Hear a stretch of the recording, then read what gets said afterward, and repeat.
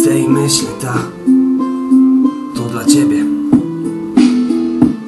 Siedzę i myślę, po twarzy leci słona łza. Ciebie już nie ma, zostałem sam, już nie ma nas. Wszystkie wspomnienia wbijają w moje serce. Cień zamykam oczy, więcej obudzić nie chcę się. Twój słodki zapach unosi się w powietrzu jak tlen, zgasł w tobie zapał i już rozpalić nie chcę się. Znowu upadam i dalej krwawi serce me. Chcę byś wróciła, zabrała ze mnie smutek. Ten twój ciepły dotyk czuję na ciele cały czas jak antybiotyk. Leczyłaś każdą z moich ran przez te głupoty. Zabrakło nas i spłonął świat. Zabrałaś moje serce i zamieniła się w głaz. Chciałem zapomnieć, nie umiem, chociaż bardzo chcę. Jak okrętone i słoną wodą dławię się. Zostawiam boje, bo wielkie fale porwały mnie. Trochę się boję, że więcej nie zobaczę już cię. Bardzo przepraszam, nie byłem ideałem. Wiem, czas by rozpaczać, wypełnia to mój każdy dzień. Trochę się staczam i znów na górę wbiegać chcę, byś ciebie skarbie, to chyba już nie uda mi się. Dałaś mi szczęście, później zabrałaś razem z sobą po to wiersze te. Chociaż te słowa boleć mogą, dałaś szczęście. Później zabrałaś razem z sobą po to wiersze te. Choć słowa te zaboleć mogą, dałaś szczęście.